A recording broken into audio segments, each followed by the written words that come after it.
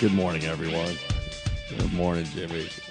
Hola. Morning, Anthony. How's everybody doing? Hope you had a pleasant weekend. Uh-oh, that's the wrong lever. You confused me, Anthony.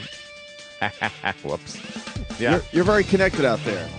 You're connected to the social networking. You're doing your own radio show out there, podcasting, all that crap. And Crazy. I come in here and I go, Crazy. that's a real bummer what happened to Dan Wheldon.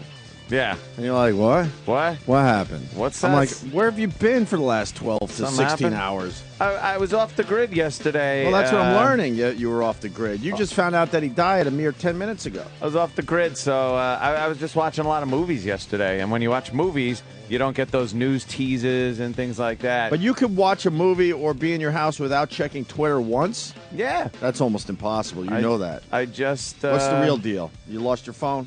No, that was it. Actually, I'm getting a new phone. Yeah. I'm going with Verizon. Oh, good. So, yeah.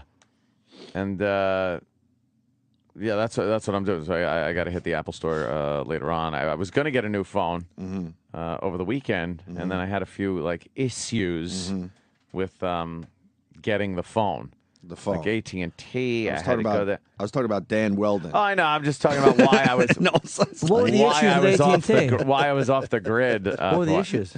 I had to go down there, and then I needed the password for my AT&T account and a special number, like a PIN number, when you go in. And I'm going, I've never accessed my AT&T account. Just kind of spring that on you. Yeah. I'm like, I don't know. So I'm trying to access it. And then, forgot password, click that. And I'm in the middle of the Apple Store trying to get this fucking shit done. And it was just a royal pain in the ass. Yeah. So I was just like, something, I'll come back. I'll come back and do this. Do it another day. Yeah. Yes, I went that route. But Dan Wheldon, he died in a massive fiery car crash yesterday. Yeah, that's fucked up right there. What was it, 15 cars were involved in this car crash? Yeah. They're That's showing this huge. clip over and over and over again. Yeah, it's a lot of fire, a lot of sparks, a lot of pieces of car flying around. Jimmy said, what did he die of? And my answer was, I think everything. That's Yeah. his car view. Yes. Yeah. I That's didn't know if it his was fire in-car or the view. impact or... No, all right. Someone loses it. Well, they don't show the rest of his in-car camera there. Yeah, maybe, I don't know. Maybe he yelled something. Which one was him? Is that 77. Blue him on car. fire? No, it's not him burning right here because I've seen this. No. No, at that point, I think. I don't know which car it is at this point. I wonder if he was dead on impact or if he lived or... Well, they airlifted him out, so I would looks assume like- they had something. He was still kind of technically alive. I heard some people saying he was upside down when he hit the wall. Jesus. Hit his head, but there was a lot of fire. I don't know. Someone you watch that Earnhardt crash, and he was done in a second.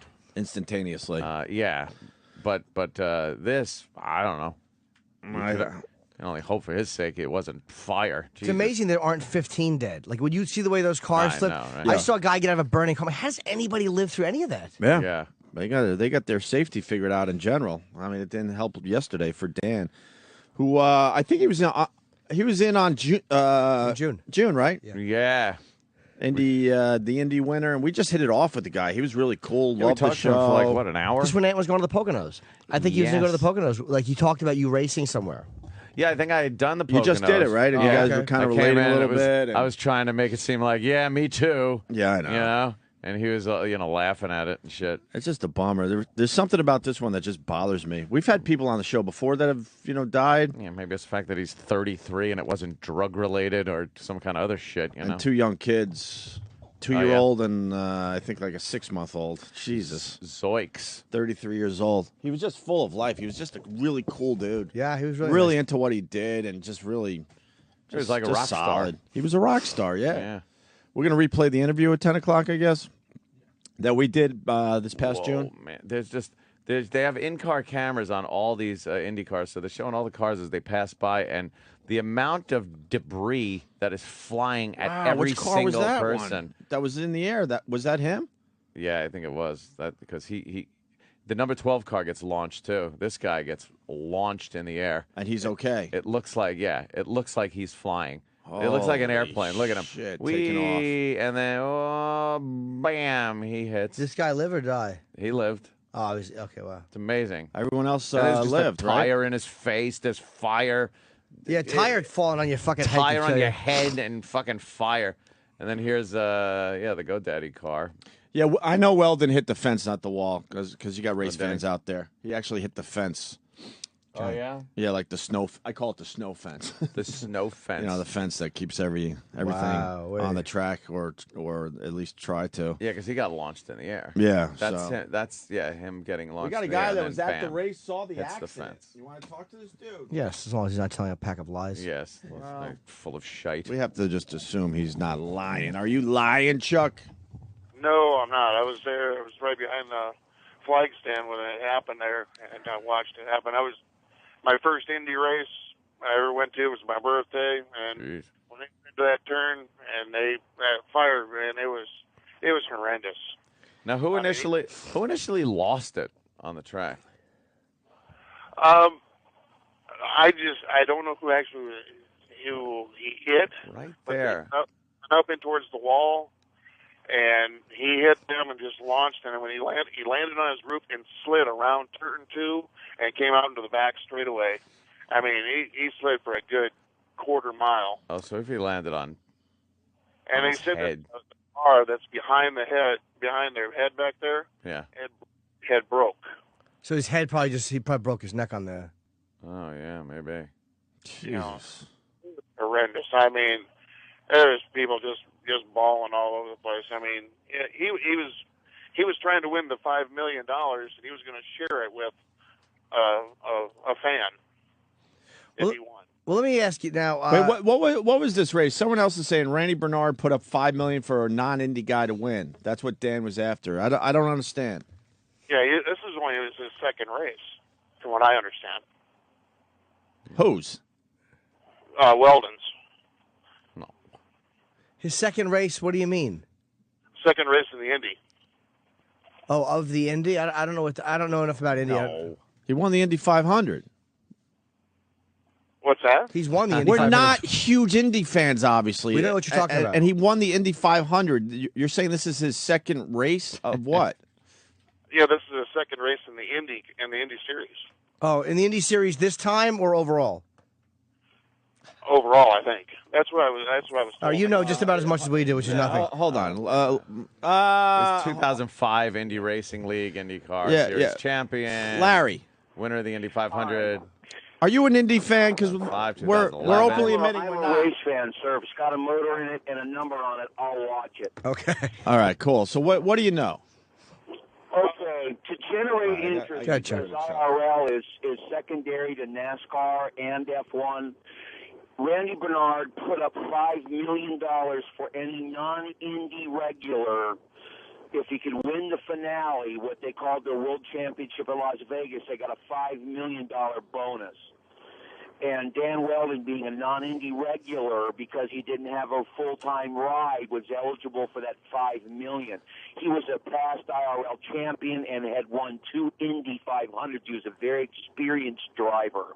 But as a non-regular, he had a shot at the $5 million. Wow. He was talking about the fact that he didn't have a car. sponsorship or he whatever. He didn't have a ride when Yeah. he was in here. So let me ask you, sir. When something like that happens, okay, the driver, they obviously stop the race. They have to stop the race. How do the people know that he was dead right away, or do they not what was going on until he got the next day or a few hours later? How does that happen? Okay, they red flagged the race, which means they stopped racing because the track was physically blocked and start cleaning up. He was immediately airlifted. They have dedicated safety crews that travel with the series and dedicated doctors. So when they extracted him from the car, he was immediately identified for air evacuation. They had a helicopter at the track to evacuate him. Wow. They air evacuated him, and every competitor out there knew that he was very seriously injured. And they called after 2 hours. They called a press conference. They called a driver meeting. They called everyone to the media center, all the drivers only. And at that time, they informed them that Dan had passed away from his injuries. Oh wow. Then they met with the owners. The owners met separately, the owners of the teams. Then the owners joined the meeting, and they agreed to not race the race. The race was over. It was called at that point because the championship also had been decided, and the Rookie of the Year race had been decided.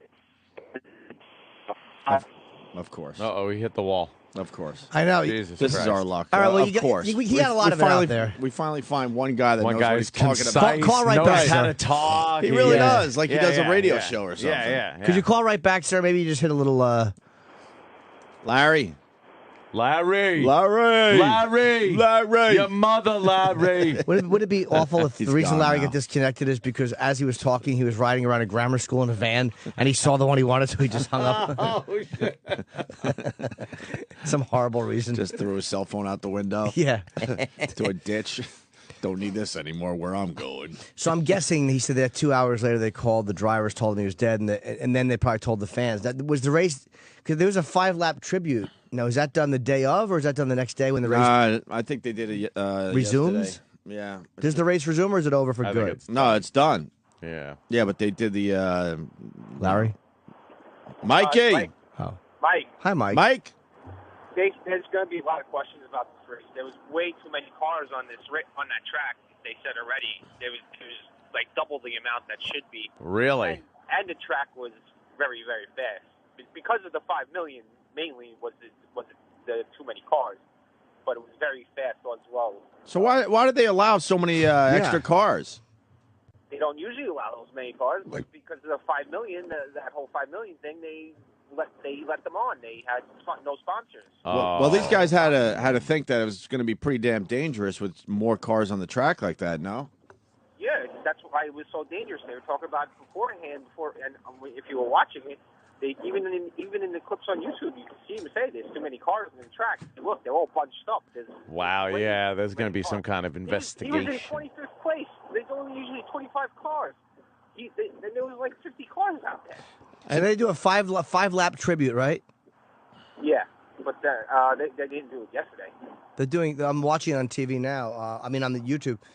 So then, will they continue the race or no?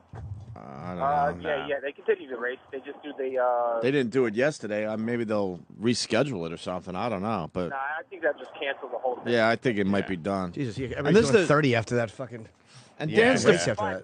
The 5 million was why all those guys were in it. That's why he was in it. He doesn't have a sponsor. It costs a lot. Right, so it must be nice. You get out there, you just fucking throw a car together, and hope you win the 5 million. You have to have 2 cars. You have to have at least 2 cars to go to any of these races. So you have to have lots of money behind you, which is the sponsorship. So if these guys don't have these sponsorships, they have to win the 5 million. The 5 million will go to their cars and whatnot. But they got to think that it's going to be dangerous out there because inexperienced drivers involved with this or no? Yes. Why doesn't he have a sponsor? He's such a nice guy. The track was, Well, 'cause he's dead. was very fast. But I mean, before that. That was another problem. Why didn't he have a I don't know. sponsor? I don't know. He was in a weird place with that whole thing. I remember. He seemed like a pretty, an affable guy. I mean, you think companies would want to be associated with him. Yeah. Indy is in NASCAR. Yeah, we understand that. NASCAR, they have 100 And- guys. They all have sponsors. They have a million sponsors on their car. IndyCar is not watched as much as. Oh, okay. Now it might be watched as much now. All right. Listen, one other question. What was I going to ask? This is the first guy. Dan's the first guy to die in a long time, right? Yeah, on IndyCar, other than Earnhardt. I think someone was saying Earnhardt since the last one. 1999, if that's possible. I'm not positive that's a true fact, but that's what was thrown around yesterday. So this just doesn't happen often. It is. But those cars are dangerous. You are just sitting in a one wheel. I mean, the safety regulations, they have that thing where they strap you now into your suit. You're strapped down basically into there, and they have that thing around your neck because for the Earnhardt thing where you Yeah, and then you your can't helmet's move side to clipped side. to the thing, and so you can't But fucking snap your neck. but you're completely exposed to the outside in an Indy car because you're just sitting inside of. Yeah, you could eat a tire really quickly. Yeah, exactly. All right. And that's exactly what happened. All right, Mike. I just punched it out. Thank you. And Larry called back, and then his phone dropped out just as I was going Larry to and there. his phone. So there you have it, I guess. We're going to replay the interview we had with Dan Wheldon at 10 o'clock today. Just a cool dude, man. Yeah, we, man. we really liked him. He was connected to Letterman, too, wasn't he? In some way? Yeah. Married? I don't know. Was he? Did Letterman sponsor him or something? Or there was some kind of Letterman connection. I don't remember. Vaguely remember. So Unless he had just done Letterman. yeah. Well, that's a drag. I guess that's what happens, though, Yeah, it's a risky gig, man. That is. You just never know. It sounds like it was a risky race going into it. It does sound like there's some kind of shit going on. I'm sure they'll look into it. All of a sudden, you're throwing $5 million at people. There might be. Get some people in there that just want to fucking, I think I could do this. You get some people that might be a little too excited to try to Yeah. win the money. I don't know. Yes. I don't know that shit, but horrible news, man. So Meh. we're gonna step aside so we can replay this Dan Wheldon interview from a mere 3 months ago. Who, yes. fucking died. Our yesterday little in that tribute. Fiery goddamn crash. How come we can't play it at 10? It's a little longer. Oh, is it longer? Wow. Is it worth playing the whole thing? Yeah. I mean, I don't mind leaving early, but fuck, is it worth playing the whole thing there, Travis? Might as well play it in real time. That's it. Fuck it. Roll up his computer cord. Fuck yeah. It's like I got work out today. The longer I get to nap beforehand, the better. All right. Well, we'll see you guys tomorrow. Thank you. I'm Sam Roberts, and we wanted to do something a little different today on the after show. The guys got out a little early to make sure we had time to play the whole thing. We lost Dan Wheldon the other day. Yesterday, as a matter of fact. He came in to this studio after winning the Indy 500 in June. He was racing yesterday and ended up dying in like a 15-car pileup. It was a pretty sad thing that kind of rocked the racing community, and he was, such an amazing guy. We weren't sure about him when he came in here, to tell you the truth, which is the way it goes with a lot of guests, but, he was a perfect fit for the show. He had a great humor about him, and we kind of wanted to share that with you. So without further ado, in its entirety, just for you, it's Dan Wheldon here on After Opie and Anthony Live. Hey, we got this Dan Wheldon. Dan Wheldon, Indy 500 winner. Yes. That's a pretty prestigious Is he? title. Well, he piqued our interest because he wasn't supposed to win this thing. No offense to Dan Wheldon. No. And all of a sudden, the guy crashes on the last lap. Not even the last lap. Like, he could see the finish line, right? When he crashed? It was, yeah. It was in the last turn, the last part of the last turn. And then that guy crashes, and here comes Dan Wheldon. Yeah. What a story for him. Certainly is. And he won the Indy 500. Is he outside, ready to come in? Yeah, bring him on in. Why don't we bring him on in? Yes. I think he'd be in faster, race car driver. We could compare notes about my racing, perhaps. Hey, Dan. There he is. You look like a race car You driver. do look at like a this race guy. car driver. How you doing, man? Look at him. He's all Anthony, how you doing? handshakes for everybody. Yeah, man. What's up, Dan? How are you, Yeah, brother? he's got that. Congratulations. IndyCar driver look there, right? Yeah, you kind of do. Do you have to walk around with sponsorship shirts? Yeah, today. I see that Honda. You got the Izod. William Rast is the big one, bro. Which one? William Rast. Yeah, William Rast is. that's the racing team. No, that's Justin Timberlake's clothing line. Yeah. That's like the primary sponsor. Right. And really. you've got Curb Records, Big Machine Records. Yeah. Is there babes in this sport? Curb Records, I think, look after Taylor Swift. Yeah. I see. Okay, that's But babe. yeah, that's a babe right there. That's hot chicks. You Yeah. smell really good, by the way. Oh. It's always awkward to tell another man that, but he smells You know really what? good. It's good cologne. I ain't gonna sleep with you, bro. No. Sorry to break that. You know what, though? Wearing a little brake fluid behind his ears. Instead of beating up Jimmy, I'm going to second that because now Smells good. Yeah, it does. What is that shit? What is that? Probably a better way to ask. What is it? Clean clothes. Yeah, he had a shower. Used to smell it. It's a man that actually showered and changed. As I sit here in sweatpants today. Yes. Why is your hair down? Oh, you washed it. Okay. Do you know what it is, Jimmy? Can you figure it out? No.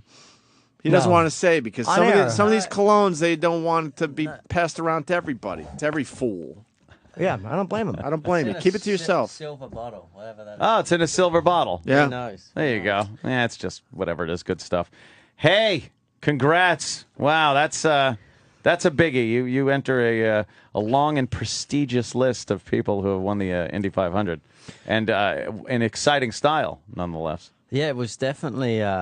It was obviously it's a big race to win the 100th anniversary of the Indianapolis 500. Yeah. What I got to ask you, you're driving, and also, you guys have seen it all.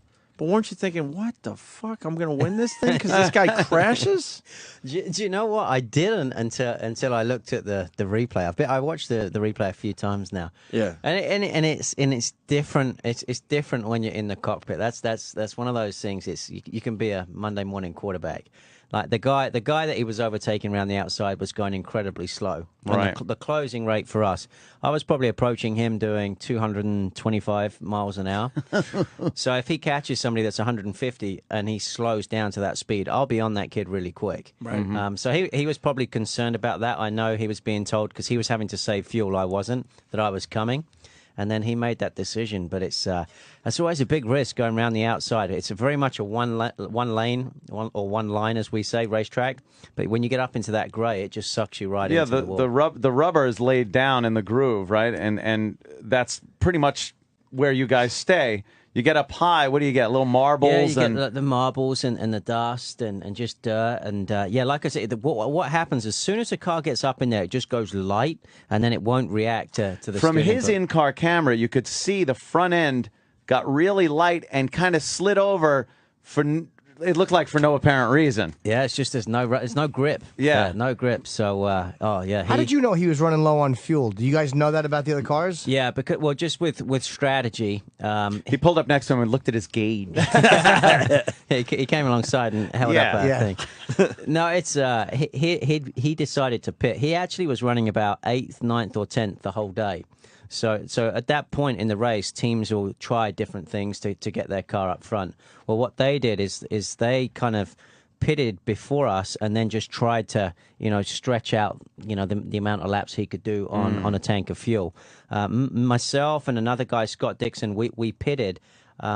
And it was a disadvantage from the standpoint of track position, but it meant that we could go flat out for the rest of the way. Push it harder, yeah. So we were coming with a head of steam for sure. Oh, okay. Oh, yeah, you are. Now, you're saying you were coming with a head of steam. Now, obviously, if this guy hadn't wrecked, you were second.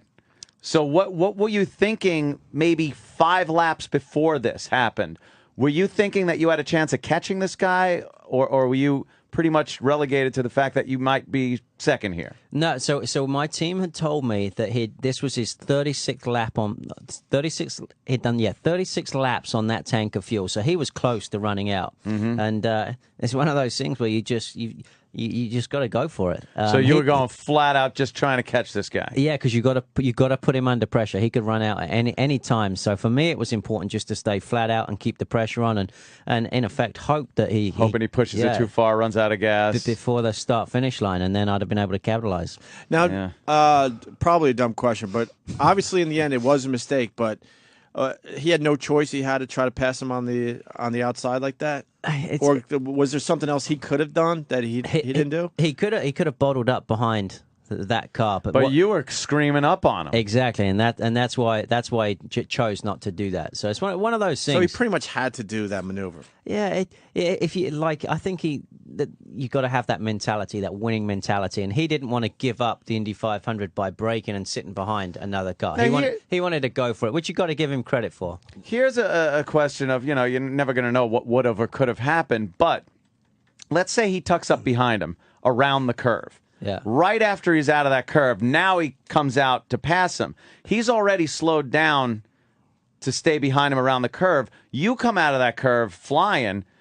Do you think you could have passed him on that straight if he had to slow down for that car before the finish line? Yeah, at the rate I was coming, there would have been a good chance. Yeah, that you might have nailed him if he had safely gone behind that guy until he hit the straight. Well, how come you could have made the turn and he couldn't because he was passing somebody and had to go farther out? He was passing on the right. Yeah, so there was no one in the way for him. Right, okay, he would have been in the straight, been able to come around and blow past him, probably because he still would have been coming up to speed. He was younger, thinking, "Damn, this $2.5 million check's Oh gonna be man, so $2.5 million? That's what the winner gets. Yeah, I think I got just under 2.6. $2.5 million. This guy's not never $2.5 talk million. money. I love your talk That's- about. that's- So what does he get? that's Wait, nice. what does he That's come what in? you guys make in an hour, right? Yeah, that's it. Did he make second place? That guy Yeah, so he made. I think for instead of 2.6, what does he get? he would have got Set a of million. steak knives. $1 million. Yeah, So that crash cost him 1.6. yeah, Well, Mill's still pretty Wow, good, though. man. He's a rookie, right? yeah. He's his first year. wow,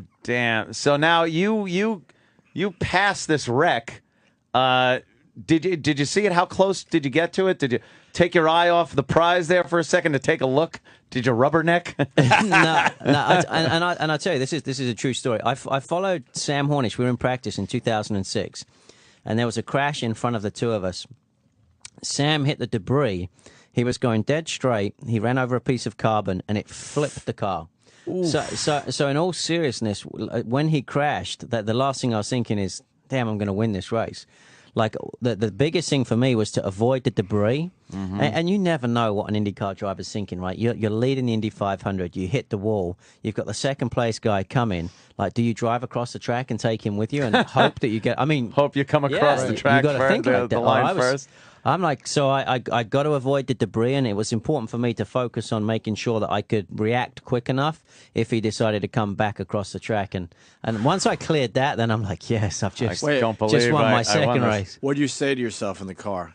Was there a holy shit? Come on. What was it? What was it? Yeah, I need to know. Dude, honestly, there was a lot of emotion. It wasn't like a holy shit. There was just a ton of emotion. There was a lot going on for me. Obviously, this is my only one, or it was my only race that I'm contracted to do. I'm actually unemployed right now. So Jeez. That's the biggest unemployment check I received. Yeah, right. But, Wait, you don't have a sponsor right now? No, my deal was just for that Then one take race. that shirt off. Why are you giving them free advertising? I'm out of contract, so Well, maybe I should, right? you gotta have something kind of in the pipe. You've been talking, I bet, right? Yeah, well, the biggest thing for me, certainly at my stage in my career, is to make sure I'm with a good team. I mean, Right. you know, you want to do this to win, and you know, with all due respect to a lot of the teams out there, it's hard for them to compete with a couple of the big guys. You need the big bucks coming in, and no, it's not the big bucks. It doesn't matter about that now. I've done well enough where I can be more selective. I don't mean for you personally. I mean for the team. That you need money to pay for the machinery. You can't be rigging something together instead of getting quality parts and have mechanics. You got to pay the best. You're right, and it's the development, the wind tunnel stuff, the shaker rig, and all these crazy things that perhaps people don't see from the outside, but it's so important when you're in the business. Yeah, that's so you're looking, and are people contacting you? And yeah, I would assume we've had a couple of offers for the next race. The next race is a twin race, the Texas 275. So they're going to do. It's the first time they've ever done this. They're going to do, one race. It's a shorter race based on, you'll qualify. The quickest guy starts first, and like I said, it's going to be a shorter race. But then for the second race that they're going to do on the same day, you draw out the hat or out of a hat for your grid position, and then you start the second race like that. Start it like that. I'd love to be part of it, but unfortunately, I'm going to be in the booth. I'm going to do the TV coverage. Oh, you are? Yeah, for Versus. Okay. What do you? How'd you get started in racing? That's always kind of a weird thing with some guys. Like in the old days, it was bootlegging. Right. How'd you That's get for the started? NASCAR people. Right? No, believe it or not, I started in go-karts at 4 years of age. And when I say I started at 4 years of age, my father was a really good go-karter, and he drove for one of the big teams.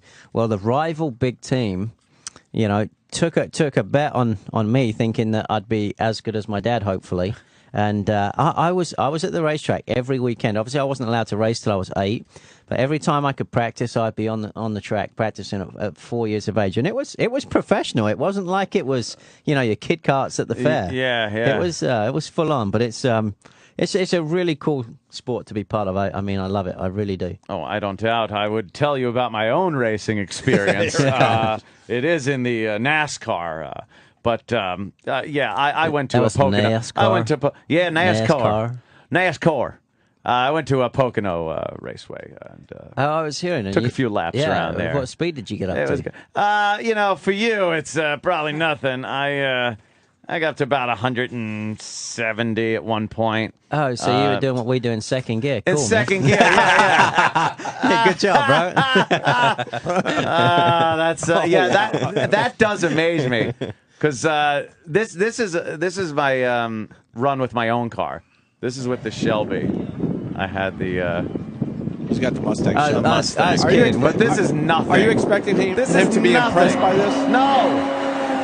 But it's fun. Do you realize you showing him that? That's the pace car coming out of the pit. That's like somebody sitting you down going, hey, look at this podcast I did in my living room. Exactly. I know. Hey, he's got to appreciate the fun and excitement of being behind the wheel, I think.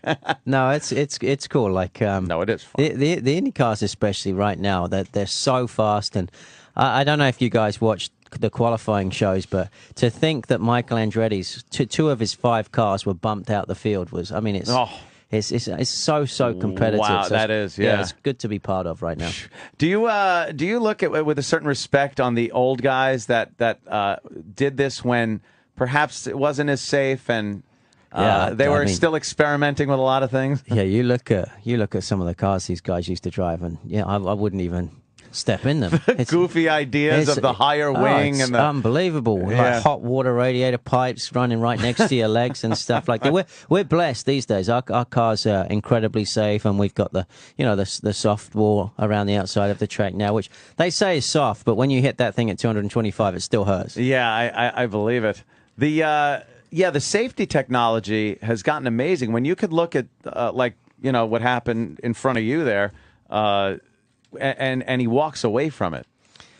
JR? Yeah, well, the biggest thing is it's supposed to look a lot more spectacular because all that stuff flying off is dissipating the energy and taking it away from the driver. Yeah, the worst thing is not seeing anything leaving the vehicle because then the driver is absorbing a lot of energy. Yeah, if you see our cars going backwards with the gearbox first, that's when you tend to worry. But for the most part, and knock on wood, we haven't had any injuries for a while, which is great. That is amazing because years ago you would just see these spectacular flaming crashes up into the friggin' stands on fire. It's like the Hindenburg disaster, and it is amazing. You have a bad crash? Yeah, I've been doing it a long time now, so I've had a couple, and it's always the ones that actually don't look that bad are the ones that hurt the most. I was doing at Richmond. It's it's a tiny track that we used to do. I was doing a qualifying sim round there, and one of the mechanics had forgot to do the suspension bolt up. They'd mounted it in a different position for performance, but he forgot to put the bolt on. And I came out of turn 2, and it's a 15-16 second lap, and I was probably doing about 170, and the car just turned hard right into the wall. That was a big one. But Indianapolis in my rookie year, I defended kind of vigorously. I had some guy was getting a run on me, so I defended pretty vigorous, actually too vigorously to tell you the truth. And I paid for it. I hit the wall, and then the wind got underneath the car and flipped it over. Oh, it did one of those. Yeah, those are. What kind of injuries you get from that? No, actually, I didn't have. I didn't have it. No, nothing at all. Not even bumps and bruises. No, it's amazing that you walk away from something like that. Yeah, it was one of those things. I was just, Indianapolis. It's a month long, and it's a month long at the racetrack. But what people don't see is the preparation that these guys put in back at the race shop itself. They're away from their families for a long time. Yeah, and the seams on the car. Just when you rub your hand over the bodywork, if you can feel that, they'll spend days trying to rub that out, so you can't feel it over the course of the whole race. That would take some time off of your. And I was just bummed for letting them down on that one, but that's the way it is. It's a very, very special race for us. Oh yeah, that would have to be sure. That's amazing. I have to ask, Danica Patrick. You guys don't think she's hot, do you? She's a buddy of mine. Even though she's been tugging on my arm every now and then. Actually, you can pull that one up on YouTube. That's a good one. But you got. She's all right. They make her sound like she's this bombshell. I think she's very attractive. Well, when she's dressed up for a shoot, she looks right. Good. Yeah. All right, I'm sorry. I'm sorry. I didn't know you guys were friends. Well, no, I mean, she's an Indy car racer. I'll tell it like it is. She's cute. She's all right. Yeah. And based on the curve of the drivers. She's like really, really hot. Yeah. Because, you think of who else is racing. How was Debbie Gibson? What's that? She want to come in and say hi real fast? Oh, I didn't ask her. You know Debbie Gibson? I just said hi. No, I don't know Debbie She's Gibson. an old pop singer from years ago. She was like the first Britney Spears. Really? Yeah, many moons ago. I Where you forget. originally from? Originally from England. England, yes. Yeah, I of tell course. everybody Alabama, but Yeah, I don't think they buy it. No, huh? How long have you been racing? so I've been in IndyCar since 2002. I've been doing. I started in go karts at 4. Moved into the race cars about 18. I've just been doing it ever since. Do you ever see Grease Lightning? Yeah. With Richard Pryor? Yeah. Wendell Scott, right? What was his name? Wendell Scott? Yeah. Black race car driver? And then Talladega Nights. Oh, yeah, okay. That one. Oh, Will Ferrell? I didn't see that. It was pretty I funny. guess that's like their Spinal Tap, right? For race car drivers. That's a good one. It's not very accurate, but it's a good one. Yeah. I remember watching in the old days, too, where you never realized how the pit area was so dangerous until you just saw people with that fire that you can't see. Yeah. And some of the pit crew would just be going, just freaking out. And now the pit crew is dressed in all the safety equipment. But they used to just be in jeans and fucking T-shirt. And, fuel them up, let them go. It's crazy. The best way I can put. I don't know your big freeway here, but like in LA, the 405, it's like you being in the slow lane and changing a tire. On the 405 freeway in rush hour, it's nuts. I mean, the biggest thing now, it's so competitive that to make positions up in the pits is what everybody's trying to do because it's hard to pass on the track, and you're trying to save tenths of a second. We're trying to drive into our pit box very quick and brake at the last possible minute. Well, sometimes you end up hitting your guys. You've got to get out really quick. It's a tight pit lane. It looks like on TV it looks very wide, but when you're trying to get multiple cars out, it's really tight. We get a lot of incidents there actually. Do you guys all have? I'm sorry. Do you guys all have your own pit area?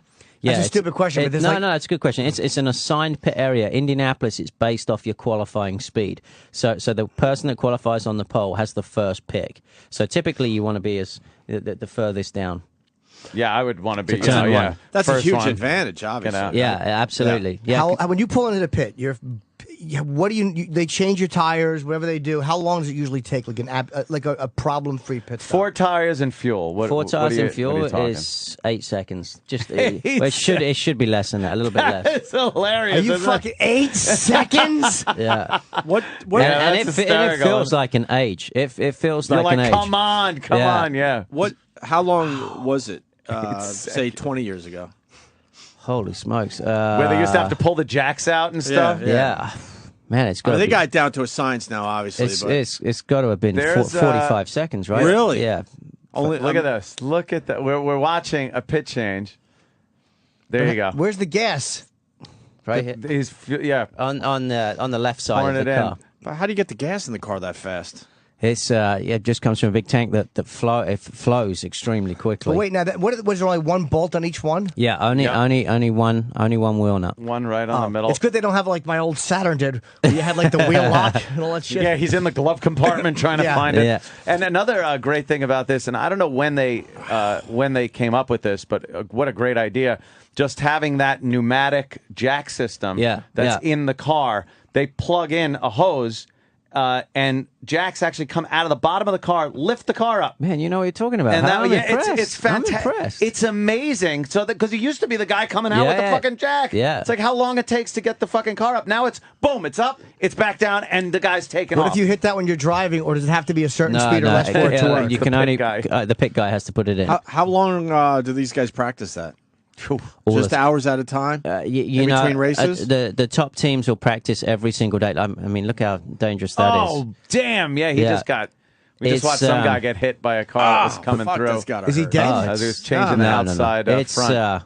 It's just everything happens so quick. But what they do now as well, this is the hard one for me, is they won't allow, because what people were doing, they were leaving as quick as they possibly can as soon as a guy waved. Right. But sometimes, that the fuel probe that they connect to the car to, put fuel in the car, that's really heavy. And if it doesn't come out at the right angle, it won't come out right away. Oh, so what happens was the guy that sends you out the pits would pull it out, but it wouldn't come all the way, and the guy like would see that motion And go. and send it, and then you're dragging a freaking pit tank down the road. I've seen that happen a couple Danny of times. just picked up on something in this video where he punches the guy in the helmet for running him over. I guess after the fact, he leans over and punches the guy in the Just him in helmet. the helmet. Watch. We're watching the guy get run over in the pit a little bit, and then he gets pissed off and fucking gives him a Not right. going to do anything. Should have headbutted him. Oh, Yeah, I man. haven't seen that before, but That's, yeah, I mean, there's the mechanics don't like when people make silly mistakes on pit road, and you shouldn't as a professional. No. It's way too dangerous for those guys. How long are you actually riding it? By the way, this is what an asshole I am. As I'm talking to him, I'm making an oval circle with my finger, just so he knows I'm talking clearly. How long at a time are you actually going for? So like the race length is about Indianapolis 500 is about 3.5 hours, and then a typical stint where you can run out a full tank of gas. Well, JR did 36 laps, so I could only do about 32 laps. How long for a lap? So it's 39.5 seconds. Between 39.5 and 40 seconds, Okay. depending on traffic. So 40 times, say 36 is, wow, okay, that's about 28 minutes, something like that? 20 Yeah. minutes? Can I ask the P question? I was actually going to ask, do you ever have to shit while you were riding? No, I figure you get the duties out of the way before the race, hopefully not. but the pee. I mean, you're drinking a lot of fluid because you're dehydrating. Yeah. So come on. Hey, if you got to go, you got to Depends. go, right? Hey. Have you ever peed in your pants while You you're riding? have to. Oh, yeah. Everybody does. Actually, Robbie Gordon, the NASCAR driver, a funny story. Dario got injured at Indianapolis, and so they put Robbie in to replace him. And, Dario didn't want, the guy taking his spot to pee in his car. That was like Dario's car. And Robbie Gordon put on this, I was a rookie in the team there. So he was the guy that was, I think he thought it was his job to teach me all the bad things because he's that kind of guy. He's a great guy, funny guy.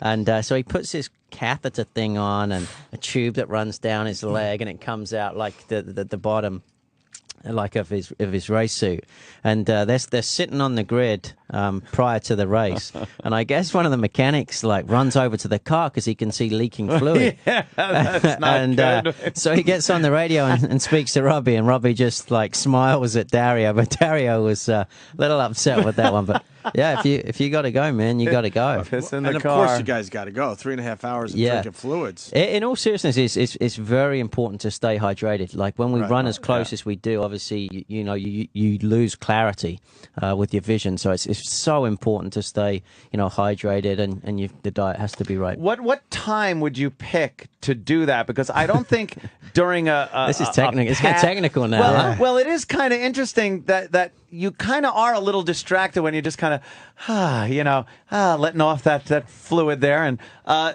if you were making a move at that point, I would think you'd probably want to be under yellow or something. Any time that I've been, it's been under yellow. You don't think about no it. pun intended. Yeah, when Under you're the yellow. when you're going, when you're running, you wouldn't even Dude, think it's about a great stuff like question that. because when you're in the ocean, you got a leak. You can't relax yourself because another wave's coming. You know what I mean? So it's something to do. Yeah, so you can't just So relax. and remind let me it never to flow. go swimming with you guys. Yeah, huh? stay out of the pool. Fuck that. I There's a So, now, by the way, do you have a straw or something? You're not actually picking something up and drinking it, are you? Do you have a straw? Because you got to hold the wheel with both hands. No, we have. We're actually kind of They lazy. got cup It's- holders. We have. Basically, it's like a camel pack thing. That the cyclists use. It's a great big one of them, and there's a tube that comes up into your helmet, but it's got a motor on it, so you push a button and it kind of shoots the okay. the water into your mouth. You guys have thought of everything. It's got to be. Yeah. That's got to be pretty warm water after a while. Huh? No, the mechanics are good. They figured it out? freeze it. They freeze it the night before, so Wow. you're all good to go. I mean, if you don't do that, it'll literally burn your mouth. And it's got it's got to be hot in the cockpit there during the race. What do they use to cool you down? Is it airflow or? Yeah, the airflow typically takes care of you, but I mean we do it so much you just get used to it. It really doesn't bother you. The most it bothers you is when you do a practice day because you pretty much don't get out of the car very much. You're in it the whole time, and it's when you come in the pits that you notice the heat. As soon as you're on track, you're fine, but when you come in, I mean, some days we're testing and it might be 90 degrees. Well, that means in the cockpit it's well over 100. So Yeah, and the track is just burning. I'm sure. Exactly. Too, you know? So it's not bad though. I mean, like I say, we've been doing it long enough, and it's not like you're worried about sweating really. So practice. How can you really practice on a practice day though? Because there's no other cars with you, right? Yeah, but you work on the setup of the race car. You'll do long runs, see how the car performs over the duration of the run. You know, a lot of different things like that. You'll see a lot of aerodynamic tests that we do. You know, they'll change the shape of, you know, a certain wing part, and it can make a huge difference, believe it or not. When you think you win races by hundredths of a second, that these little things that can make a huge difference on the race. I've seen some of the adjustments on the front wing of some of the NASCARs, and there's so many adjustment rods on there just to tweak it or twist the wing a little bit. It's amazing to me that it's gotten to that point where you're talking about hundredths of second adding up to absolutely each lap. Absolutely. Well, I mean, on the steering wheel, I can move weight to the inside front wheel, and that'll in effect make the car more loose, as you guys say, loose. I say oversteer and understeer, but that will make the car loose. That will make the car more loose. Or, you know, obviously if the car is loose, I can shift weight to the other side, and it'll give the car more push. more understeer. And then we've got front and rear anti-roll bar adjusters. There's you can even have a damper adjuster in the car. Shock in the car. So yeah. now, as you're going, something that would have taken, you know, going into the pit and having some guy turn a wrench, you can feel it as you're driving and adjust accordingly like that. Exactly. And each click, we have a range of 20 clicks, and it'll shift 10 pound a click, and it makes a huge difference to us. That's amazing. Yeah. God When damn. I have a question. When you're thought of that, don't you? When you're going, I'm always like worried when I'm passing in traffic. How do you not? You're doing 200 fucking miles, and how are you not worried that your tires are just gonna bump in? How do you make any sense out of that decisions too, in the lack of space you have to work with? Yeah. You know, you just get used to it, and you know, typically it's been the same group of drivers now for a while. Obviously, you get rookies come in, and you get new people, but you get to learn their traits. Like you can learn Elio Castroneves. You can drive very close with him because he'll respect the fact that you're close, but he's not unpredictable. Yeah, you're around somebody like Kanan, he can get a little unpredictable sometimes. How close is close for you guys? I mean, literally an inch. Wow. You'll see. I mean, you can see on. You guys are an inch apart when you're going that fast. Yeah, open wheels too. And you know what? We crazy. can beat, like at Texas. This next race coming up. That's a high bank track. So we'll run inches apart, side by side. But you might also have a car at like an inch or two in front of you, and you'll be sitting right up behind that car. You could even have cars, you know, like inches behind you. So you're in close proximity to, you know, it could be 4 to 6 cars.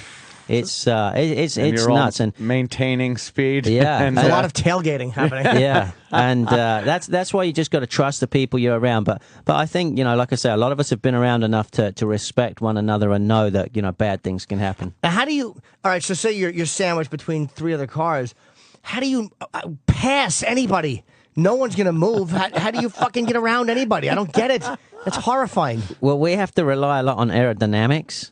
So, you know, sometimes people's cars they're not able to run that close, and they'll wash up the track. They'll push up the track. So, that's when you make your move. Wow. You could see when you're watching at home, it's a lot easier to see like, oh shit, that guy's slowing down, or something's fucking up with his car, or you guys like to cuss on air, right? Yeah, a lot. Yeah. Just accentuate what you're saying, right? It's just the way we talk. It's so weird. Yeah. I don't know. Does it sound weird? I wonder why. Sounds weird. Yeah.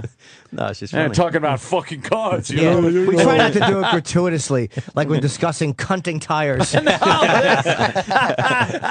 want to sound more manly, so we throw a couple fucks. I know, you're a race car driver. We got to toughen up here. We're fucking fruity radio people. You ever time for another hack question? Do you ever get speeding tickets? Yeah, driving as a civilian. How's that? really. We talked to the chilled. We talked to the motocross guys a while ago, and they said they don't own motorcycles because they're not crazy. They would never bring a motorcycle on a highway. Right. but they would do what they do in motocross. You know. Yeah, it's pretty much the same with us. Like, I know. When I go on the road, I'm pretty chilled.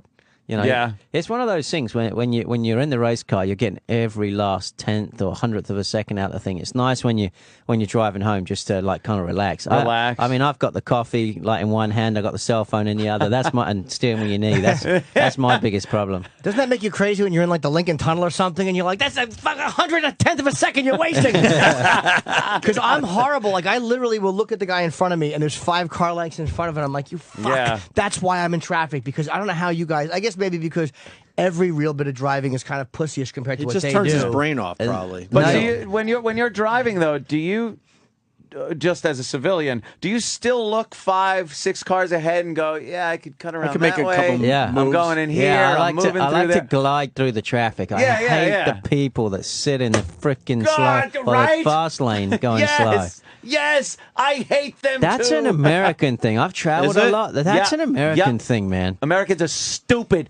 Get out of the left lane. Move. You're over in Germany. They're not pulling that Well, the shit. Autobahn has no speed limit, right? Well, Yeah, in some spots. You it really does, don't but- see this anywhere else except America. No, no. Well, Why are you, we such assholes? You do, but like it's a big. That's an American thing, right? It really there. is. Left lane, 40 miles an hour, with nary a clue that there's a parade behind them. Exactly. If you look in your mirror and see a bunch of cars behind you, and you look in front and see nobody, don't you realize you're the problem? Yeah. Well, it's like my bumper sticker says, "Sober, slow on booze, enjoy the road."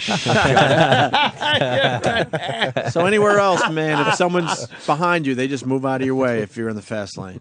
God, Yeah, well, I mean, you How can. great right? would that be? Yeah, there's some crazy people. I mean, in England, Yeah.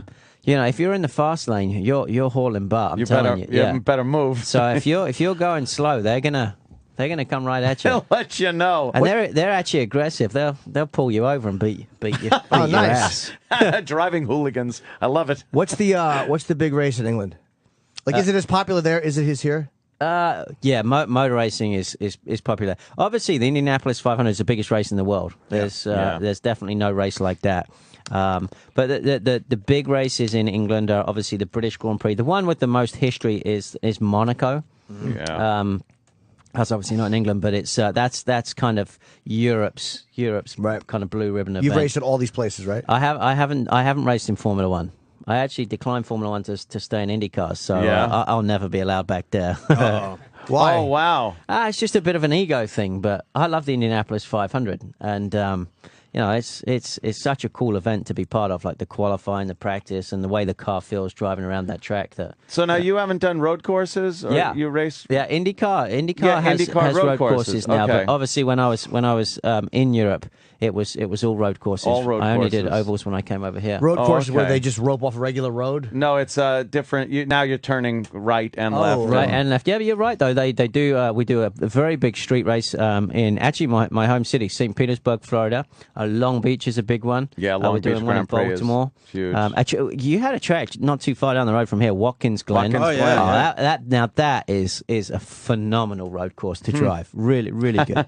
Everyone talks about Watkins Glen. Yeah, that's a great track. Do you prefer road or ovals? I like them both. They Yeah. require different technique, but would I really gather, like yeah. them both. Mixes it up. Hey, is there a button on the steering wheel to pass people? Dave and PA is saying you got to ask him about it. There's a push to pass button. So it's Honda is the engine that we all use, and they've developed a system where it's almost like a shoot of extra horsepower for a certain period of time, and they can adjust that length of time. At Indianapolis, I believe it lasted. You got 15 push to passes, and each one lasted, I think. 20 seconds. Jeez. So it gives you just a little bit of extra horsepower, and what it helps you do is complete an overtaking maneuver, basically. So you're going around someone, you know you're going around them, you just want to get around them faster. Wow. You hit that. But why? Obviously, you're sacrificing fuel during that Yeah, time. you're going to use it. You're going to use a little bit more What fuel. if the other guy pushes his button Well, too? yeah. I don't No, that's a good point. And that's, Thank you. That's why you. hysterical, though. It's got some knowledge, and I'm doing the common guy shit for That's everybody. great. I love That's how it. this works. Looks like the old cruise control on my steering wheel. That's right, Jimmy. Jim. Son, Jimmy it's- uses his car for different things. That's right. Oh, really? Do you have a passenger seat in yours? No. It'll be no good for me because where would a young lady sit when she hops in for money? Or, lady, Jimmy likes whatever. to take a lot of right turns himself. Well, yeah, you it's, would be it's a whole the other prostitution way, but ritual whatever. thing. Yeah, So you press that, and it gives you extra horsepower. How many horsepower are you riding when you're Going down the road regular? No. In this car, how many horsepower? In the Indy car, you'll probably have close to 700. In a 1500, it's about 1,588 pounds a car. Wow. 1,500. So power to weight ratio is very good. What do you drive in your personal life? I've been part of the Honda family, so I have, and I've got 2 kids now. So I've got the Acura MDX. I've got the Honda Accord yeah, hatchback. Yeah, it was one of my first cars. Nice. That thing fucking flew. Man. Nice. It really did. Yeah. No, I got the Acura RL. I mean, when I was single, I had like the Lamborghinis and stuff like that, but there's really no need for them anymore. No, huh? Yeah, exactly. They are just good to pick up. I'd be scared. I could never drive something like that up to a place because my self-hatred and shame, like as I got out, everybody would know I just felt like I didn't deserve such a nice car, so I could never drive a fancy car. That's Debbie Gibson. Oh, she's very lovely. Oh, look at her I can see why you like Debbie in here Isn't now. Debbie great? Yeah, she's like a legendary singer. Yeah, she's been a pop star here for since the 80s. Yeah.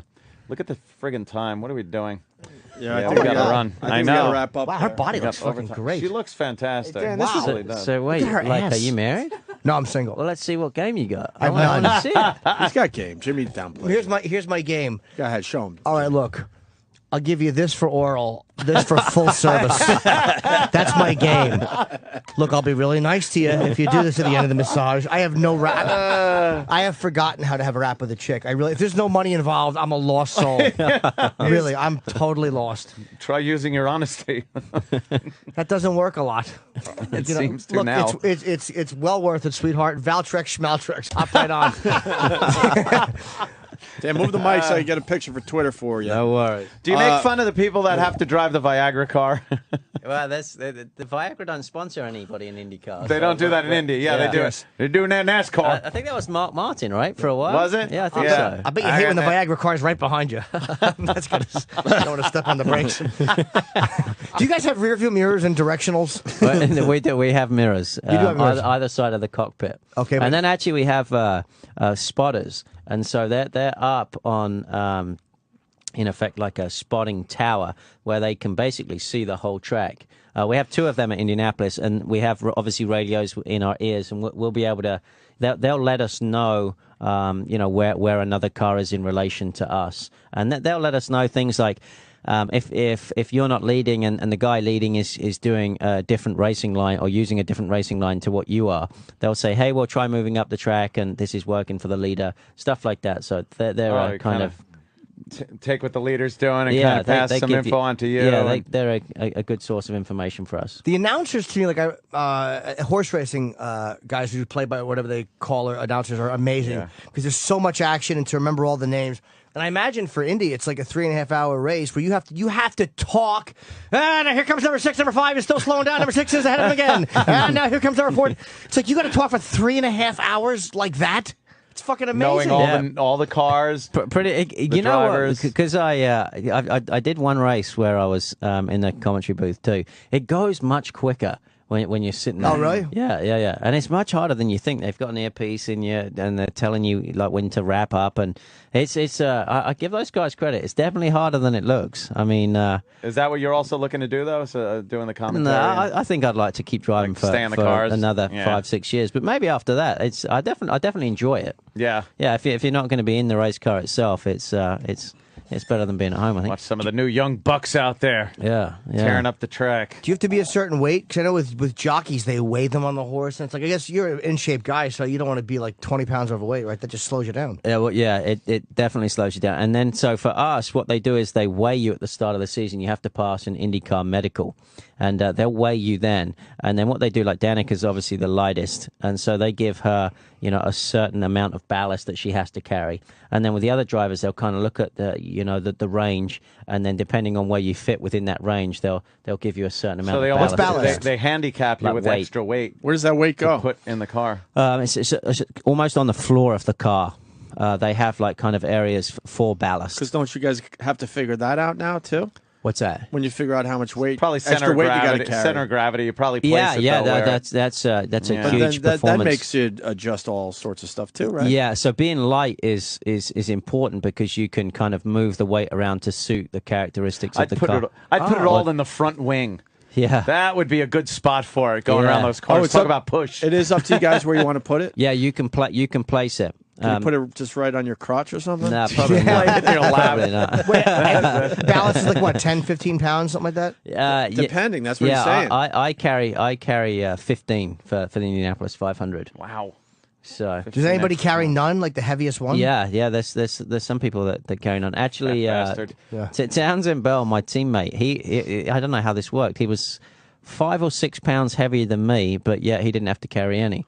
When you had to carry 15. Yeah. So maybe their Made no math is not sense. as good as it Do should all be. the cars weigh the same or no?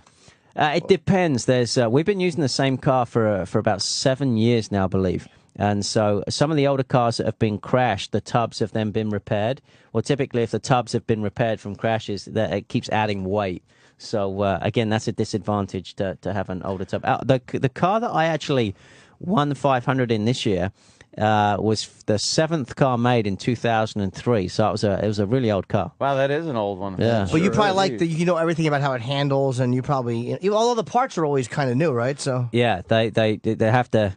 If they don't put new parts on, they'll crack check them to make sure they mileage them, and then crack check them to make sure that they're going to be fine. how long are tires good for? One set of tires can go how far? Firestone do a good job, actually. They do a phenomenal job. At Indianapolis, we'll do laps around an average speed of 225 miles an hour, and they'll be good for 30 to 35 laps. Which So every pit you change them. Yes, yeah. You can actually go longer. It just like if you put new tires, or if I didn't put new tires on and the rest of the field did, then I'd be swallowed up in a heartbeat. Where do all those tires go? Back to Firestone. Oh, and they just make Melt down the rubber and melt them reuse down them? or something? Probably, yeah. They go into the rainforest and just light them on fire. That's smart. Get rid of them. Forrest got nothing going on. Wait, now what about rain? See, I hate driving in the rain. So I'm always afraid of hydroplaning. When it rains, do you panic or no? Yes, panic. But I mean, you know what I'm saying? Like you go in a circle. You got to make sharp turns in the rain. Oh, my You ever tried God. doing that? Well, they shut down races if it's raining too hard, right? On the ovals, yes. On the road and street courses, no. We'll carry on in the rain. They just put wet tires on. So what's a wet tire? What's the difference between a wet tire and a regular tire? It has like the grooves. Oh, okay. For the water to go. But you can take a turn just as well on a wet tire.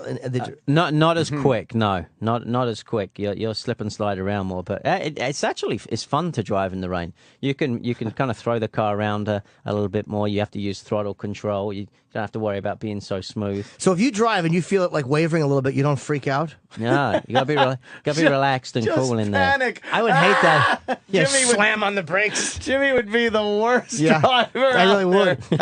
I'd be doing like 80, like zipping away, and 55 on the turns, I directionals. like your questions, though, man. You got some good questions. I'm kidding. This is what everybody gets curious about. Yeah, It's all like, the weird shit. What scares the shit out of me in a car, I can't comprehend. Like I would like to sit in the passenger seat and just go around once when there's no one on the track. Like just do 150. In like a NASCAR. You can Yeah. do. They do 2-seater rides now. Do they? Oh, yeah, they do? Wow. Mario Andretti does them sometimes, and that guy's he's a legend. He's so committed in the 2-seater program. He goes as quick as some people in the regular car. Oh, man. But he the big thing with us is you've got to. You got to be able to feel what the car's doing. Like Indianapolis is all about the confidence. The driver's got to have a ton of confidence. And so, if you do feel it getting loose, don't you just take a deep breath and then kind of look at the controls in the cockpit and try and adjust them to compensate for that. Do you have a horn? No. But you probably wouldn't. But I tell you what I did do. This is nothing to be proud of, but I gave somebody the bird at the 500 with like 15 laps to go. Like I talk about the aerodynamics. I got a run on a car. And I picked up a push behind that car. So coming out of turn 2... What's that mean, you picked up a push behind the car? The car kind of washed up towards the wall. And so I lost some momentum. Well, I mean, I lost some momentum, and there was a guy behind me that had a run on me. Well, he just drew alongside and just started driving me towards the wall. Oh, shit. And yeah, you know, I've been around long enough to know there was nothing I could do. He was going to pass me, but he continued to like pin me to the wall. So you know, once he got by me, I kind of let him go a bit. Then I got the run and got him back and. Yeah, I did have to give him the bird to let him know that I was not best pleased because there was no need for that. That's awesome. Yeah, there was no need for that. Yeah, it would be great if you threw something at him, like threw your coffee. Why does he have a cup of coffee? Because he's got to fucking drive it 3.5 hours. Yeah, he's got to stay awake. Indy 500, he's got a coffee in What's his hand. wrong with you? Of course. Exactly. Listen, fucking trying to program his iPod. Right in his coffee cup that he's got right to his right. You can't hear any music while you're doing that either, right? No music at all. No. That's cool. They play a little music. Why not? No, they got people talking to him the whole time. He's got to hear his team and his... With all sorts of figures. That's great. Yeah. And I'm curious about this too. Obviously, there's windshield wipers on the rain, but they must coat the windshields with something too. We don't have windshield. You really don't? No. It's all open. I didn't realize that. It's on his helmet. You know. Then how do you protect from the mosquitoes? So wait. So in the rain, you're just getting wet? Yeah. Well, yeah. Oh, that's fucking. The aerodynamics of the car too kind of blows the shit away from you. It blows it. It blows it. Okay, much away from you. That's got to be a very powerful fucking force. 200 miles an hour is a little different than 50 miles an hour on the highway with rain. So there is something on your helmet that takes the rain off. No, so obviously, I mean, you've seen a regular helmet. We've got the visor, and basically the way it's shaped, kind of the water just pushes it right off. And I bet you they put like that clear what's that Rain-X or whatever on it. Yeah, that stuff supposedly works. Do you guys still have that plastic that the tear-offs? The tear-offs? Yeah, absolutely. Because I've seen the ones. Do you ever see the ones with the motors on the side and they go and they just kind of move out of the way? That's what they do in motocross. That's what they do in motocross. We don't do that. We do the regular tear-offs. So you pile up a few of these clear plastic things, and if someone's engine blows or they throw some oil at you and it sticks there, they could just rip off one and it's clear again. Jockeys do that too. They have X amount of, I forget how many goggles each one has, but I guess they have to rip them off because of the dirt that's getting kicked up in their face. It'd be funny if it lands on a horse behind him and the horse has goggles on. Yeah, I know. But don't they? That's got to suck though. If someone throws their goggles and your horse trips, that's humiliating. Fucking horse trips on goggles. Humiliating. Yeah, that's the word for it. Well, Dan Wheldon, man. Dan, this really was great. I know. I think it turned me into a little bit more of a fan. Should be, man. I'm not a big. You guys should come out to Indy 500. Yeah, I'm not a big fan of the sport, but after this interview, I think I'm going to take a little more of a look. Yeah, when's the next time you race? Well, I don't know yet. I haven't finalized my deal, but the next race is the Texas one, right? Texas Motor Speedway this weekend on Saturday night, and then there's two races. Right. Like I say, Texas 275. You'll be impressed. It's going to be intense, and you'll like the sparks that the cars kick off at nighttime. It'll be I'm going to check it out. I think it's going to be on Versus. Yeah, so it'll be the Texas Twin 275s on Versus. Yeah, okay. It's a hell of a watch, by the way. What is that? Yeah, thanks, man. Can you really tell the time on that? Because I like numbers on my watch. I hate when it's just hands. I can never fucking. I swear to God, I can't. He's like a child. But honestly, child wonderment. I like a watch with a big 6 and a 5 on it. Yeah, and all the other numbers. You know what I'm saying? Yeah, I cannot look at a watch. It's a very fancy watch. It's a gentleman's watch. Well, he has very good eyesight. Thanks, gather. Yeah, all right. That's great. You ever hear the Texas Mile? What they do out there, and they just they have a mile of it looks like an old runway or something, and you're just able to bring your car there and see how fast you can make it go. And people have taken their cars there and just wrecked them at over 200 miles an hour. There's a lot of YouTube videos on it. It's probably not the safest thing to do. I would gather. Well, I think they do that at the racetrack too, right? At Texas Motor Speedway, I saw something on TV once that they were doing a similar thing. Really? Just out there. Let's see what you there's some passionate people with their cars. Crazy ass people. Yeah. Well, all right, Dan, and it's Dan Wheldon on Twitter. Wheldon is how you spell his last Dan name. was great, man. That was fun, man. Thanks, guys. Absolutely. I appreciate it. Hopefully, you will be tuning in more. Yeah. I absolutely would love to watch you. Have you met Justin Timberlake? No, not yet. Well, he's one of the sponsors, all right? Yeah. William Rast is one of the sponsors on the car. I think he'd be right up there. You'll have to meet him now. He just won the big Indy. Wait, even after you won the race, he still didn't give you a call? No, he sent me a message. What's wrong with Justin Timberlake? He's probably busy. Yeah, he's busy to not call the guy who won the Indy 500? Well, he said he sent him a message. Yeah, Cool. he sent me a message through a buddy, or through Colin Dine that works for I was William wondering, West. do you drink the milk after the race if you're lactose intolerant? You can choose what milk you drink. You actually. can? Yeah, you can. really? You can do chocolate milk, skim milk. Well, you can do whatever milk you want. Oh. Is that tradition? The winner gets a big thing of milk? Oh, yeah. No one yeah. drinks soy milk, though, right? That's. Well, who you knows? could. It's on there. I think it's on the list of things to choose from. What about bumper stickers?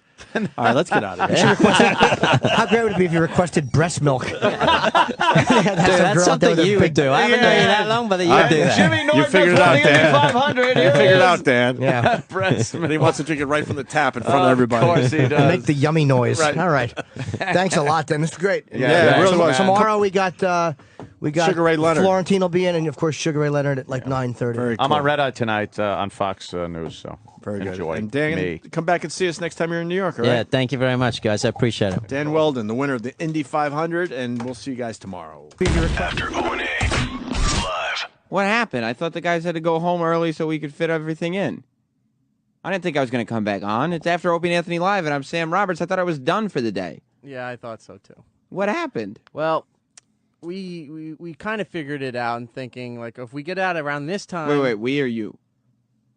What? Did you say, what do you mean, who's we? The royal we. Oh, okay.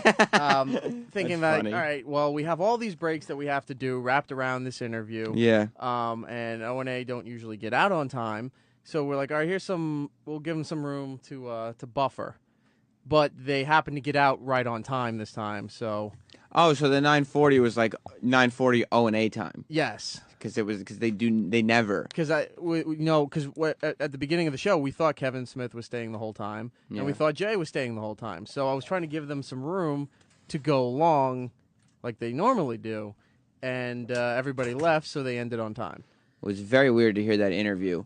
I was reading the tweets as it was coming in. Some people tweeting me, even Anthony, Twitter, listening to it, that it was just weird, like just hearing the topic matter. Because that was Dan Wheldon, who died at the Indy race on Sunday, yesterday, after he got into a massive car crash. He didn't start the crash, but he was involved in this 15-car pileup in the middle of the track, and ended up dying because of it. I think he was 33 years old. He had 2 little kids. Just horrible story, but he's on the show. Like an aunt tweeted just now, Anthony Cumia, just listening to him talk about car safety and the things he does. And I was listening to it about him talking about how, as long as you have confidence out there, that's the most important thing. And just to know where it ends is spooky. I mean, he was obviously on the come up. Like he had just won the Indy 500 at that point when he was talking to us, and he was completely on the rise up. Everything that he said seemed like the world had nothing, like there was nothing but time in front of him. Like he was talking about, that he didn't have any sponsors, and he was taking his time to pick sponsors, and he had made enough money that he could go and find the best team. And he's got 3 months left, and nobody even realized it. That was June, 3-4 months ago. It's insane. Blake in Wisconsin, you're on after O&A. Oh, I'm sorry. Wait. Your button wasn't pressed. Sorry, Blake. Go ahead. Hey, Sam. Nice to talk to you. Love the after show. Thank you, Blake. Yesterday we were racing down at Blackhawk Farms in South Beloit. I finished 4th. Had a pretty decent day. Feeling good. Got Congratulations. In the truck, home, and I get a text message from one of my race friends. Dan didn't make it. It crushed me. Everyone that I race with is absolutely broken up right now. Because he was like the guy that like everybody was rooting for to be the next giant sort of star, right? Just massive respect for this guy. He's been up through karting. He's been involved in everything, and it's just, you never want to hear about guys that do what you do, love what you do, and don't make it. And yeah, it's one of these things where it wasn't really his fault. He was just in the wrong place, and any one of us could do that, Yeah, I mean, it was a casualty of the sport. I mean, I watched the crash, and the guy who started the crash, even like it wasn't like the guy who started the crash. I mean, if I'm wrong, correct me. But the guy who started the crash, who kind of was trying to cross over from the top lane, he didn't. Was he doing something wrong, or was it just an accident and this stuff happens? It happens so incredibly fast. I've watched that thing a dozen times. You can't assign blame in this stuff because any one of us can cause these things to happen. what can you do? The worst part of it was how many cars went airborne. I mean, they're concerned about restricting speeds and things like that, but once the cars are airborne, it's a card game. You have no idea what's going to happen then. Yeah, I mean, you can't understate that. Like, you're talking about automobiles flying through the air into each other and into concrete walls. Yep. Like, it's insanity. Yeah, NASCAR had a lot of major fatalities before they started working really hard with those, flaps and things like that, keeping the cars down on the ground, because keeping them stuck to the ground, they slow down so much faster. Yeah. You put a car upside down, flying through the air, into concrete, into other cars. I mean, there was a spot there where Will Power's car is aiming into the direction of traffic. His head is pointing upwards towards traffic, and there's cars coming at over 100 miles an hour towards his head. Yeah. It's scary as hell. But he ended up okay. He walked out of his car, right? Yeah, well, he's got a back injury, so I think he's done for the season. But and his car is obviously going on a scrap heap. A lot of cars did. In a different context, Will Power is a hilarious name to have. In a different context. I think it's a fantastic race car name. I don't think you can beat that. All right, thanks a lot, Blake. Thanks, Sam. Bye. Larry in Indiana, you're on the after show. Hi, Hollywood primetime, Sammy Sweetheart Roberts. You got so hosed over the Busted Open show. It was total bullshit. Thank you, Larry. But I wanted to talk to you about Dan Wheldon, God rest him, and really, God rest his soul. He was an established star. He was a series champion. Mm-hmm. He was a two-time Indy 500 winner who just happened to have a lack of sponsorship because the economy in the series was all experiencing sponsorship trouble, and he just didn't have a ride. He was an established IRL superstar. He was a great, great driver. And the entire racing world misses him. I mean, it's always sad, but he left a wife and two children. And you talk about Will Power, the Australian. Yeah, it's a funny name, but he is a phenomenal, phenomenal road racer. He is absolutely spectacular, especially on the city street courses. He is phenomenal. I can't imagine really a lot of great talents. I can't imagine these guys that survived that wreck getting back into a car next season and doing this all over again. Like, I've gotten almost, almost gotten into a fender bender on the highway. I never want to drive on a highway again. Like, I can't imagine being in a car that's airborne like this and like coming so close to something as horrible as happened to Dan Wheldon happening to you, and then healing up and getting back in next season. It's insane. It's what they do, Sam. They get back into the race cars and they race. It's what they do. Yeah. I drive a truck every day, and it's what I do. Mm-hmm. And I've been so scared in this truck I couldn't hold my CB microphone for my hand shaking. And you still drive. The first time I ever jackknifed a rig, I stayed scared shitless for 3 weeks, but you still drive every day. You just keep going. Because it's what we do. You just keep going. I mean, and that's what these guys do. And the worst part is, since the season is over, they're going to have a long wait. It's a little different when you actually literally get back in the next 2-3 weeks at the next race. You're right about it in that aspect. They've got an entire off season to think about what they witnessed with Dan Wheldon. It wasn't a practice crash.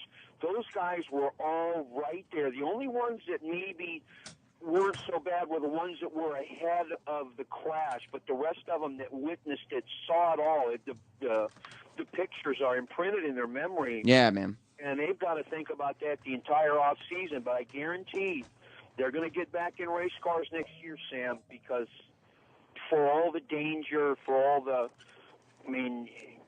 you get it's not like you think you're 10 foot tall and bulletproof, but you just have faith that it's what you do. The measures you've taken, you'll be okay.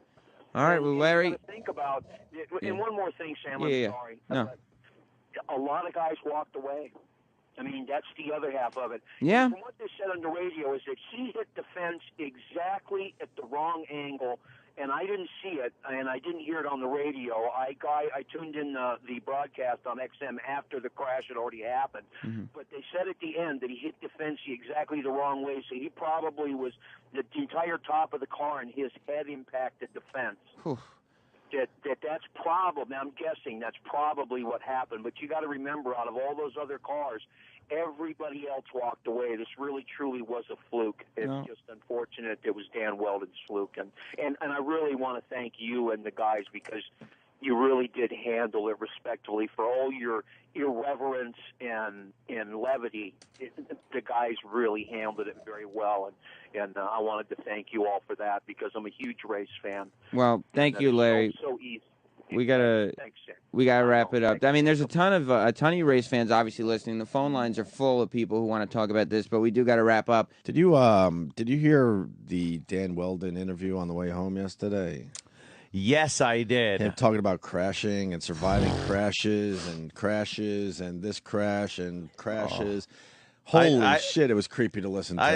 I pretty much described the exact accident that killed him right to his face. Really? Yeah. What part was that now? Yeah, it was the one where it said, you ever see those cars, they just launch themselves in the air. Oh, right. Yeah. On fire.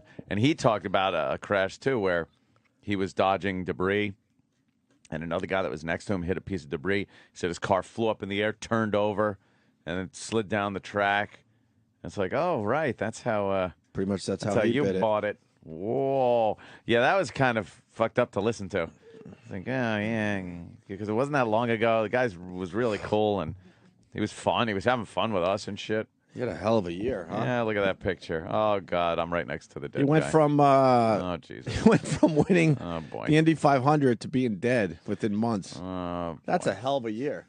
I don't think anyone else had a crazier year than Mr. No, Wheldon. that's your ups and your supreme downs. People are saying that Jim Norton ruined the photo with Dan Wheldon with his Got Mule shirt. Oh, God. You can just block that out. I don't give a fuck. I think it's funny. Got Mule. That's what I'm wearing on my Lady Gaga shirt, my photo.